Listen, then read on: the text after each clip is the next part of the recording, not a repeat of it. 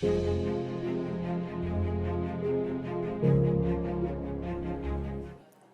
오늘 이제 히브리서의 제3부 9장의 세 번째 설교 말씀입니다. 9장만 지금 세 번째 하고 있어요.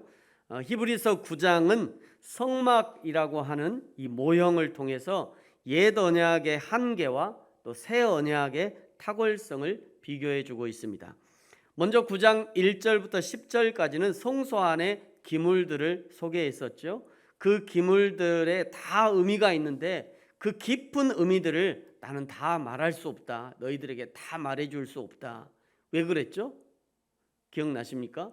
왜 하나님이 다 내가 너에게 이 히브리서 저자가 내가 너희에게 이것을 낱낱이 다 말해줄 수 없어. 왜요? 어린아이와 같아서. 너희가 아직 단단한 음식을 못 먹는 젖이나 먹어야 하는 이런 어린아이와 같아서 내가 이것을 다 말해줄 수 없어. 이런 얘기를 하셨어요. 저와 같은 목회자도요, 어떤 상황에 대해서 또 기도하고 묵상하면서 하나님이 생각나게 하시는 것들 이것저것 생각해보고 따져봐서 알게 되고 또 파악하게 된 것들을 다 말해주고 싶지만 말할 수 없는 상황들이 존재합니다. 어떤 말을 어린아이처럼 알아듣지 못하는 사람들도 있고요, 어떤 말을 오해하고 오히려 뛰쳐나가 버리는 사람들도 있기 때문에 그런 사람들에게 아무리 말해주고 싶어도 말해줄 수 없는 그런 일들이 있는 거예요. 그런데 우리 하나님은 친히 천하 만물에 분명하게 하나님의 뜻과 계획을 이미 그려놓으시고 심어 놓으셨잖아요. 여러분, 이것이 세포죠. 이게 세포, 식물들의 세포랍니다. 이게 현미경으로만 봐야 되는 이 식물의 세포인데요, 눈으로도 보이지 않는데 얼마나 기가 막히게 만들어져 있는지, 이 현미경으로만 볼 수 있는 저 세포 속에 기막힌 하나님의 계획들, 유전자 정보들을 숨겨 놓으신 거죠. 이 식물이 왜 이런 모양으로 자라나는지, 왜 이런 열매를 맺는지, 이 열매의 맛은 시게 할 것인지 달게 할 것인지, 꽃은 빨간색인지 노란색인지 하나님이 이 속에 다 계획하시고 그려 놓으시고 유전자 정보를 아주 꼼꼼하게 기록해 두셨는데, 천하 만물에 분명히 새겨 놓으신 이 하나님의 뜻을 발견하고 싶어서 구하고 찾고 두드리고 현미경으로 들여다보는 사람에게는 알려주시지만 별 관심 없는 사람들 있잖아요. 그냥 저거는 쓸데없는 잡초요, 그냥 스치는 바람에 불과해, 떨어지는 낙엽에 불과해. 그러면 더 이상 말해줄 수 없는 거죠. 그러면서 구약의 성막과 성경에 등장하는 비유들도 얼굴과 얼굴로 마주하는 것처럼 확실할 때가 올 것인데, 그것이 언제냐?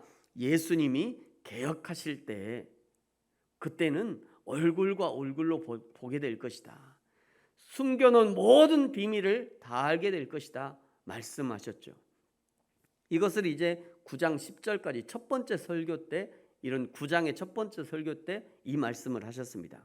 그리고 지난주에 이제 9장 11절부터 22절까지는요, 하나님께 드린 그리스도의 피가 우리의 양심을 깨끗하게 하셨다 말씀하셨어요. 인간의 양심은 세상의 질서를 유지시켜주고요, 하나님을 알게 하고요, 하나님을 찾게 하고, 그래서 바울은 선한 양심을 가지라 라고 권면했었죠.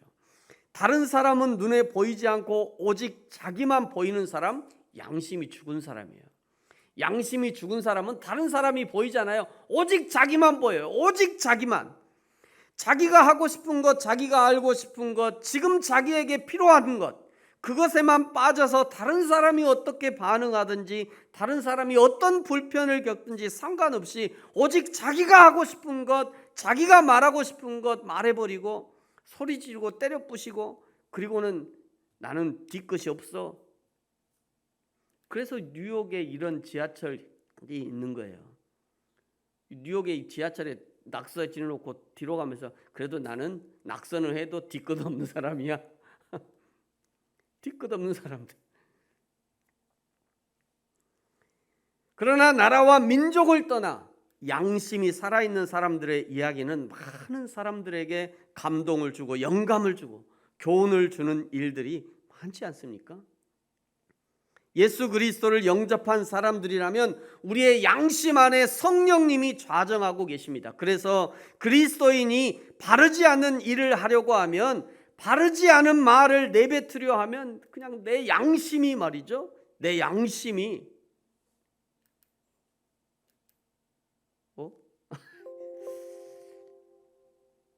한 번 더 클릭해 보세요.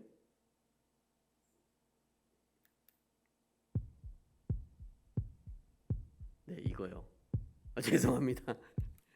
그래서요, 그리스도인들이 이 양심에 거슬리는 일을 하려고 하면 양심이 고동치는 거예요. 이렇게요. 이게 원래 좀 크게 나왔어야 돼요. 소리가 너무 적네. 막 쿵쿵하게 나왔어야 되는데 소리 좀 키워보세요. 좀 더. 그 상황에서 소리만 키워보세요. 그래도 얼마 안 되는군요. 원래는 막 이게 소리가 펑펑 나오게 하고 싶었는데 내 안에서 양심이 고동치는 거죠. 그리스도인이 뭔가 죄를 지으려고 하면, 양심에 거슬리는 일을 하려고 하면 내 양심이 고동치는 거예요. 야, 그거 아니잖아. 너 왜 그래? 여러분, 우리는 이것을 성령의 인도하심이다 라고 표현하는 겁니다. 어떤 신학자는요, 하나님은 양심으로 일하신다 라고 주장합니다. 그러나 내 안에 성령님이 양심을 통해 감동하심에도 불구하고 그것을 따르지 않는 사람은 도무지 성령님도 어찌할 수 없는 양심에 화인 맞은 사람이라고 말하는 거예요. 여러분, 지금 이제 한참 차기 대통령 자리를 놓고 여당과 야당이 한참 경선 중인데요. 이럴 때 가장 잘 드러나요. 누가 저 자리를 탐하기 위해서, 저 자리를 차지하기 위해서 양심의 화인을 맞아가면서도 자리를 탐하는가?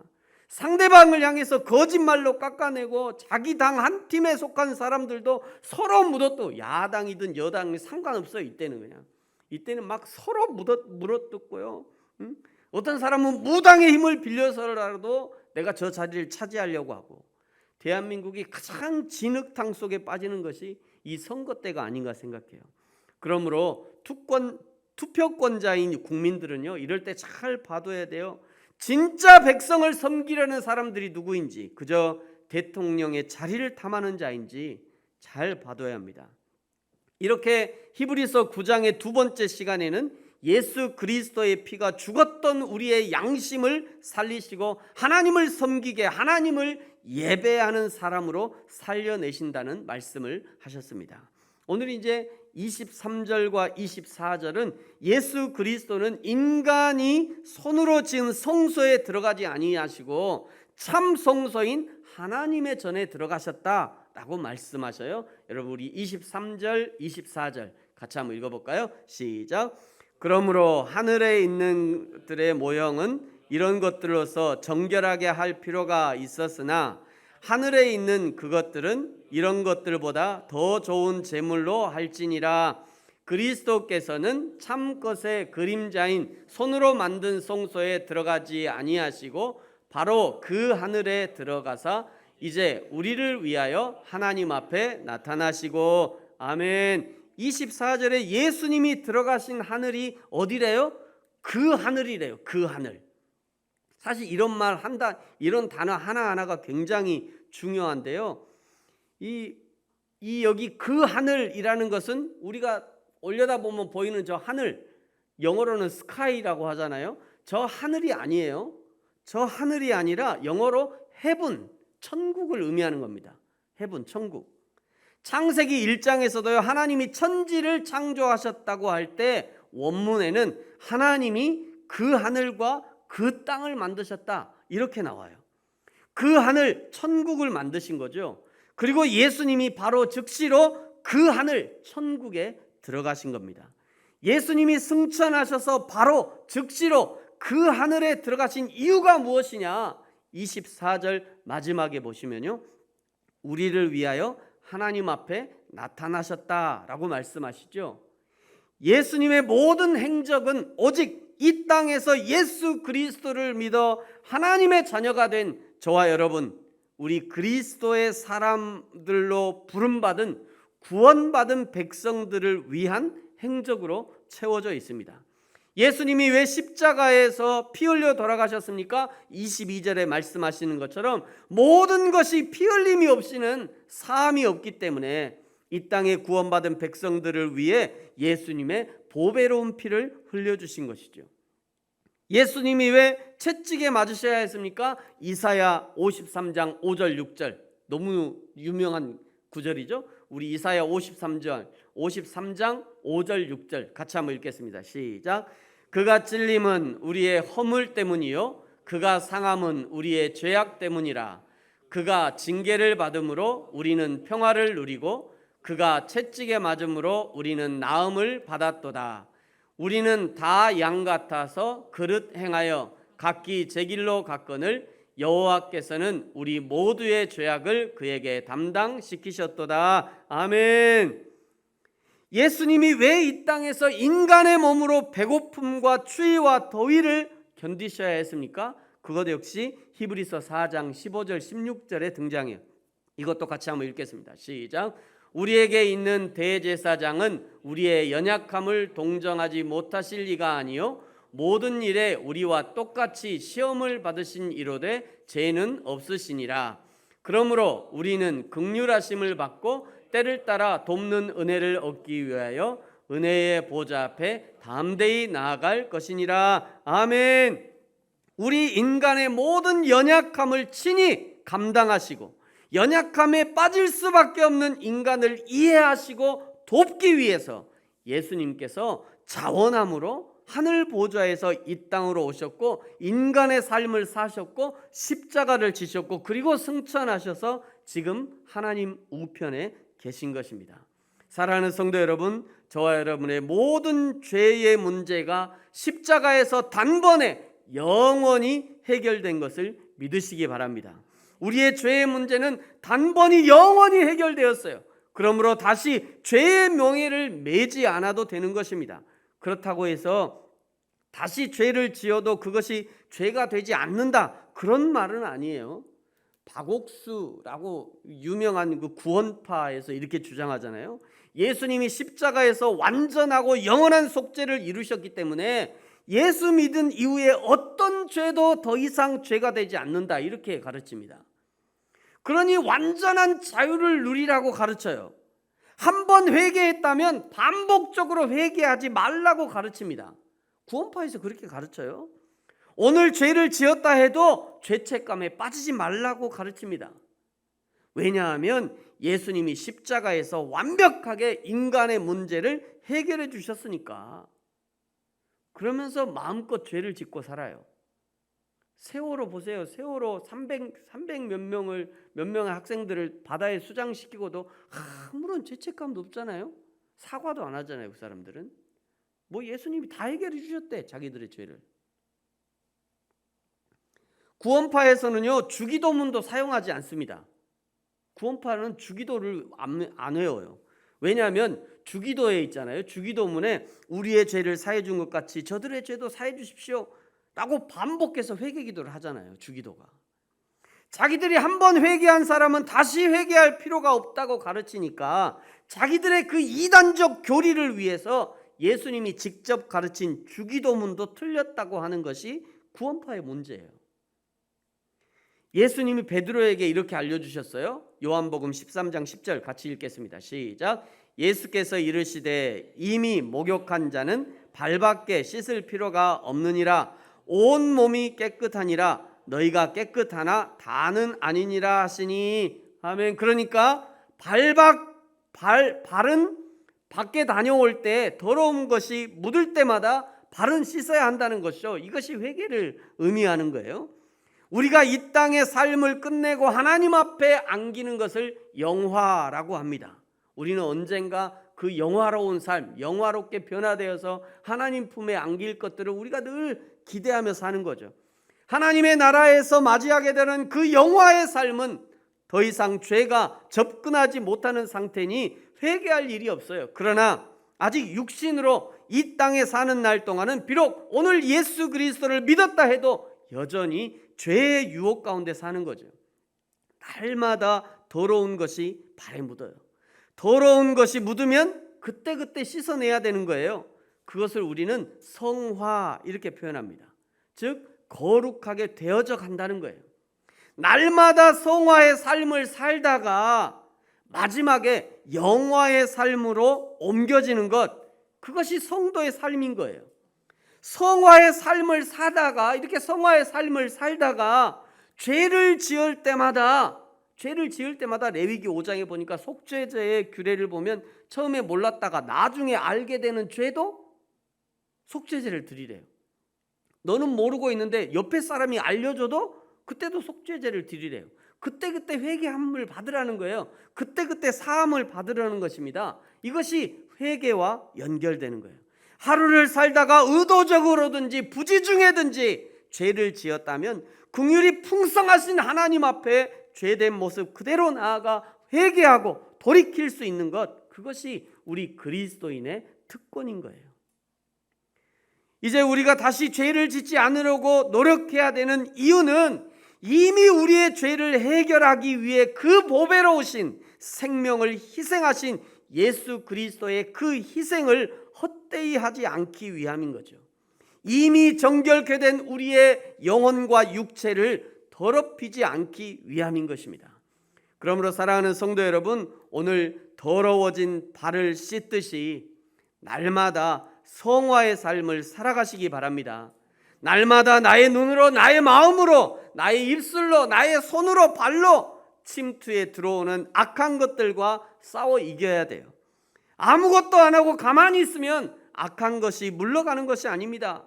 머리 위에요 새가 날아가는 것은 어찌할 수 없어요. 터키 대통령 무슨 기자회견 하는데 새가 날아와가지고 대통령 머리 위에 이렇게 앉으려고, 아니 대통령 머리 위에도 앉으려고 하는 저 새가 나는 가만두겠어요? 그죠? 기회만 있으면 그냥 나도 그냥 놔서 새가 그냥, 그러나 그 새가 내 머리 위에 둥지 트는 것은 막을 수 있죠. 새가 날아오는 건 어쩔 수 없어. 그거는 뭐 아무도 예상할 수 없잖아요. 근데 그 새가 여기 와가지고 세상에 머리도 없는데 여기다 둥지를 틀려고 그러면 어떻게 하자는 거예요? 그럼 막을 수 있잖아요. 내 머리에 집을 지으려는 그 새를 내쫓아야죠. 오지 못하도록 쫓아야 돼요. 그렇게 날마다의 삶 속에서 성화의 삶을 살려고 노력하다가 마지막으로 한 번 더 성화의 삶을 살아내면 그 이후에 우리가 하나님의 품에 안기는 것입니다. 그 하나님의 품에서 영화로운 삶을 기대하기에 오늘 성화의 삶을 충실하게 살 수 있는 것이죠. 그 영화의 삶을 기대하기 때문에. 구약 율법 아래 있던 대제사장들은 1년에 한 차례씩 지성소에 들어가야만 했습니다. 오늘 25절에 보니까 대제사장이 해마다 다른 것에 필요해서 성소에 들어가는 것 같이 자주 자기를 드리려고 아니하실지니, 죄송합니다. 다시 한번, 대제사장이 해마다 다른 것에 필요해서 성소에 들어가는 것 같이 자주 자기를 드리려고 아니하실지니, 대제사장이 지성소에 들어가는 것은 자신의 생명을 담보해야 하는 것이었기 때문에 자주 들어가려고 안 했다는 거예요. 대제사장들도 자기 생명을 걸고 들어가는 거니까. 그래서 1년에 한 번이면 족하다, 대제사장들도. 그러나 예수님은 26절에 보니까요, 창조 이후에 지금까지 있었던 전 인류의 모든 죄를 한 번에 해결하기 위해서 자기 자신을 단번에 제물 삼으셨다. 그것을 위해 세상 끝에 나타나셨다라고 말씀하는 거죠.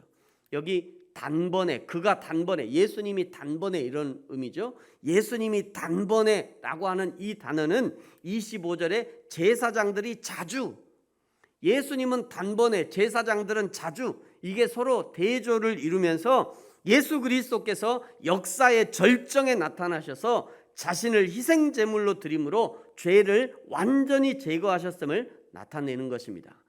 한편 세상 끝이라고 하는 이 세상 끝은 자기를 단번에 제물로 드려 죄를 없이 하시려고 나타나신 그 시기를 가리키는 것인데요, 여기에 세상 끝은 전 지구적 종말의 시기가 아니라 예수 그리스도의 초림을 가리키는 것입니다. 예수 그리스도는 세상에 오셔서 십자가상에서 구속 사역을 성취하심으로써 개인의 종말과 역사의 종말을 가져오신 거죠. 그래서 예수님이 첫 번째 오신 이후 지금까지를 뭐라고 그래요? 예수님이 첫 번째 오신 그 초림 때부터 지금까지를 우리가 무엇을 살고 있다? 어떤 세상을 살고 있다? 말세를 살고 있다 그러잖아요. 말세를 살고 있다. 지금 우리는 말세를 살고 있는 거예요. 예수님 오신 그때부터 지금 우리는 말세를 세상 말세요. 맞는 말이에요. 우리가 말세를 지금 살고 있는 겁니다. 그렇다면 이 종말을 맞이한 인간에게 남은 것은 과연 무엇인가? 27절이 말씀이에요. 같이 한번 읽겠습니다. 시작. 한 번 죽는 것은 사람에게 정해진 것이요 그 후에는 심판이 있으리니. 아멘. 이미 초림의 예수 그리스도를 경험한 인간에게 남은 것은 심판뿐입니다. 초림의 예수 그리스도를 믿어 자신의 죄 씻음을 받은 사람은 구원과 상급의 심판이 기다리고 있는 거죠. 초림한 예수 그리스도의 복음의 소식을 들었음에도 불구하고 예수 그리스도를 믿지 않아 구원에 이르지 못한 사람은 영원한 지옥 형벌의 심판이 기다리고 있는 거예요. 너무나 명확합니다. 이제 우리에게 남은 거는 심판밖에 없는 거예요. 요즘 인터넷을 조금만 검색해 보면요, 뭐 천국에 다녀왔다는 사람들, 지옥에 다녀왔다는 사람들의 동영상 간증을 쉽게 접할 수 있어요. 근데 천국에 다녀온 간증보다 지옥에 갔다 왔다는 간증이 훨씬 인기가 높아요. 뭐 지옥에 갔다 온, 지옥에서 뭐 히틀러를 봤다느니, 뭐 김일성이를 봤다느니, 그러면서 막 그들이 막 울부짖고 있더라. 막 지옥에 갔더니 그런 간증이 많아요. 사람들이 많이 듣는 이유는요, 인간의 내면에 죽음에 대한 공포, 지옥에 대한 공포가 있기 때문이고요. 너무도 생생하게 지옥에서 자신들이 보고 들은 경험한 것들을 들려주기 때문에 사람들이 들어보는 거죠. 영원히 꺼지지 않는 불을 이야기합니다.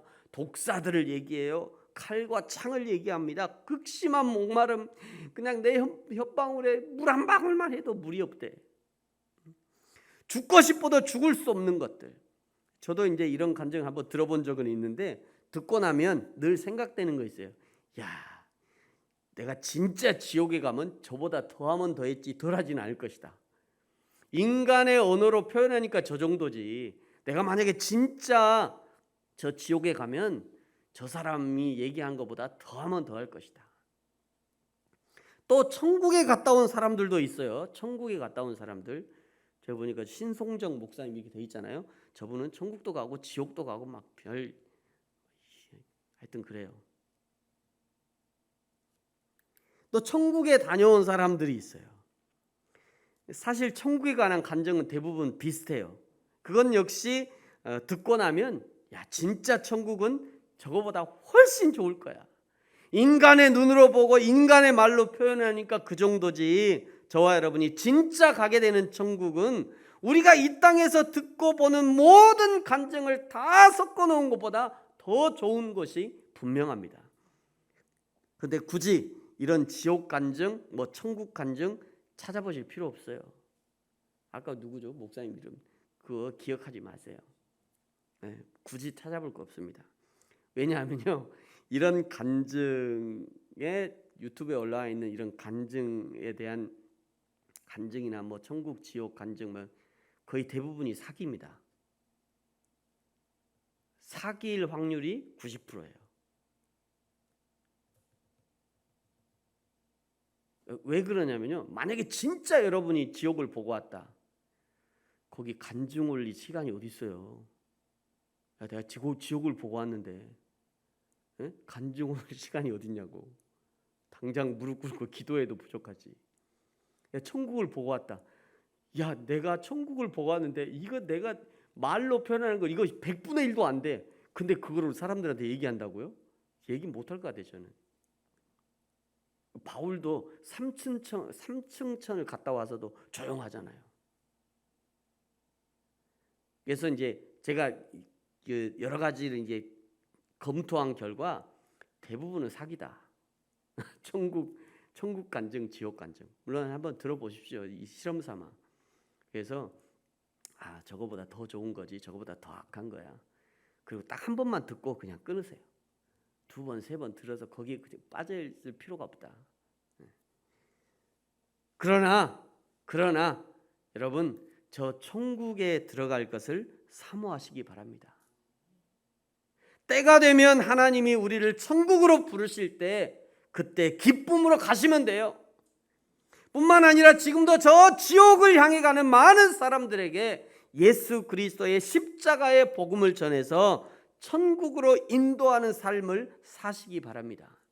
그것이 하나님의 나라에서 받게 될 상급과 연결되는 하나님의 복이에요. 그게 진짜 복인 거죠. 진짜 복. 우리의 심판주가 되시는 예수 그리스도는 반드시 다시 오십니다. 오늘 28절에서 그것을 다시 한번 말씀하시죠. 우리 28절 같이 한번 읽겠습니다. 시작. 이와 같이 그리스도도 많은 사람의 죄를 담당하시려고 단번에 들이신 바 되셨고 구원에 이르게 하기 위하여 죄와 상관없이 자기를 바라는 자들에게 두 번째 나타나시리라. 아멘. 구약의 대속죄일에 대제사장이 속죄제를 드리기 위해서 지성소에 들어간 것과 연결되는 그런 말씀이죠. 대속죄일의 제사장은 지성소에 2번 들어가, 그 하루에 2번 들어간 지성소에. 지성소가 막혀져 있잖아요. 막혀져 있는데 그 지성소 그 안쪽에 하나님의 언약궤가 있잖아요. 그 언약궤가 있는 그 지성소에는 2번 들어간다는 거예요. 2번 왜 들어가냐? 첫 번째는 향을 피우러 들어갑니다. 그 다음에 다시 나왔다가 다시 또 2번째 들어가는데 그때는 소의 피, 송아지의 피를 가지고 들어가서 법궤에 이렇게 바르고 그리고 법궤 앞에 쏟기 위해서 2번 들어가는 거예요. 그때 백성들은요, 근심 가운데 제사장이 직무를 마치고 지성소에 나오기를 밖에서 기다리고 있어요. 왜냐하면요, 지난 1년간 백성의 죄를 속죄하기 위해서 지성소에 들어갔다가 죽어 나오는 제사장이 종종 있었기 때문입니다. 제사장의 옷이 규정대로 만들어지지 않았다든지 제사장이 들어가기 전에 부정한 일을 했다든지 하나님 앞에서 완전하지 못하면 지성소에 들어가는 제사장을 하나님이 죽이시는 거예요. 그래서 제사장의 발에 뭐를 달았다고요? 방울을 했어요. 내가 오늘 방울을 달고 올려다가 미리 문구점에 가서 방울을 좀 사왔으면 짤랑짤랑하고 이게 여러분에게 시청각을 했을 건데 아쉽게도 방울을 못 샀네요. 제사장의 발에는 방울이 달려 있어요. 그래 짤랑짤랑 소리가 나, 움직일 때마다. 그래서 이게 소리가 나면 제사장이 아직 살아 있는 거예요. 그런데 어느 순간에 쨍그랑 하고는 그럼 죽은 거예요, 그냥. 그럼 그 제사장 발에 그 끈을 묶어 갖고 끈을 막 당기는 거죠, 제사장이 죽어 갖고 질질질 끌려오는 거예요, 지성소에서. 그런데 대제사장이 첫 번째 향을 피우러 들어갔다가 무사히 나왔어. 드디어 첫 번째 들어가서 무사히 나왔어. 두 번째 이제 송아지의 피를 들고 들어갔다가 뭐 거기서 뭔가를 하더니 다시 그 제사장이 속죄제를 드리고 나서 무사히 제사장이 두 번째 무사히 나와요. 지성소 장막을 열고 제사장이 무사히 나와. 그러면요, 백성들이 기뻐가지고 이야, 드디어 우리 하나님이 우리의 모든 지난 1년간의 모든 죄를 사해 주셨구나 라고 생각하고 기뻐하는 거예요. 거기서 기뻐하고 즐거워하는 거예요. 예수 그리스도의 두 번째 나타나심, 즉 예수 그리스도의 재림은 초림 때 받은 구원의 약속이 실현되는 순간인 거예요. 이제 저 하늘 아버지의 집에서 영원한 기업을 누리며 완전한 구원을 소유하게 된다는 보증이 되는 거죠. 성막 밖에서 대제사장이 나오기를 기다렸던 그 백성들처럼 예수 그리스도를 기다리는 저와 여러분에게 예수 그리스도의 재림은 기쁨과 환희의 소식이 되는 겁니다. 그러므로 사랑하는 성도 여러분, 예수 그리스도의 두 번째 나타나심을 기다리고 사모하시기 바랍니다. 예수님이 재림하시는 그날에 이 땅의 모든 수고가 끝이 나고 우리의 눈에서 눈물을 닦아주실 주님을 기대함으로, 비록 이 땅의 삶이 고통과 수고의 나날이지만 인내함으로 이겨내시고 감사함으로 믿음으로 승리하는 저와 여러분이 되어지기를 예수님의 이름으로 축복합니다. 기도하겠습니다.